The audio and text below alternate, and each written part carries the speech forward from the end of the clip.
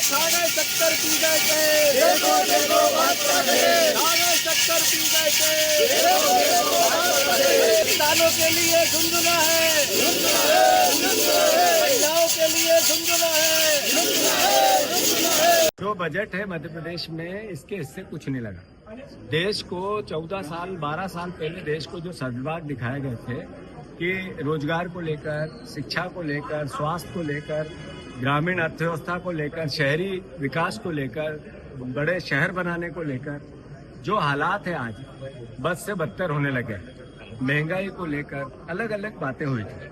अभी शिक्षा, जिसका आंदोलन पूरे देश में चल रहा है कि जो नए कानून आए उसमें यूनिवर्सिटी में रोजगार की बात हुई, स्वस्थ शिक्षा की बात हुई, रोजगार में पारदर्शिता की बात हुई, पेपर धांधली को रोकने की बात हुई, नौकरियों में 2 करोड़ नौकरियों की आवाज उठने लगी।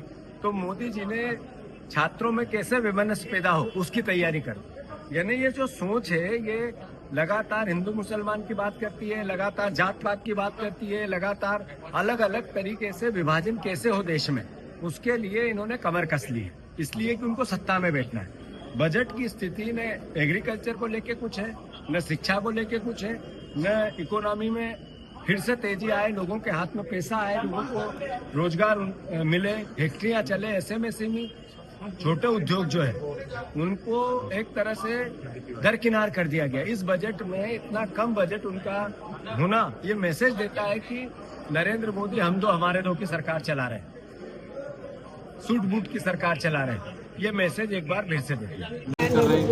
केंद्र का बजट आया था मोदी सरकार से, देश के नौजवानों को, महिलाओं को, किसानों को, छात्रों को और खासकर गृहिणी को ये उम्मीद थी कि आज जो महंगाई लगातार बढ़ रही है, लगातार किसानों के इक्विपमेंट के लिए महंगाई बढ़ रही है और तमाम छात्रों जो बेरोजगार हैं उनके लिए एक सौगात मिलेगी, उनकी शिक्षा के लिए कुछ रियायत मिलेगी और किसानों के जो किसानी के उपकरण हैं उस पर कुछ रियायत मिलेगी। लेकिन सीतारमण जी ने तो सिर्फ आकर संसद में उस भाषण को पढ़ा और मोदी सरकार का असली चेहरा सामने आ गया। आज देश के नौजवानों को, महिला को, किसानों को जो उम्मीद थी उनके हाथ जब भाषण खत्म हुआ तो ये झुंझुना हाथ लगा। आज ये नौजवान जो आशा कर रहा था, देश का किसान आशा कर रहा था, महंगाई लगातार बढ़ रही है, रीढ़ की हड्डी टूट चुकी, कहाँ गई वो स्मार्ट सिटी, कहाँ गया वो स्टार्टअप इंडिया, कहाँ गई वो मेकअप इंडिया, पैन इंडिया, ये सारे शब्द जो प्रधानमंत्री लेकर आए थे और पिछले बजटों में उन्होंने पढ़ा था, ये सब कहाँ है?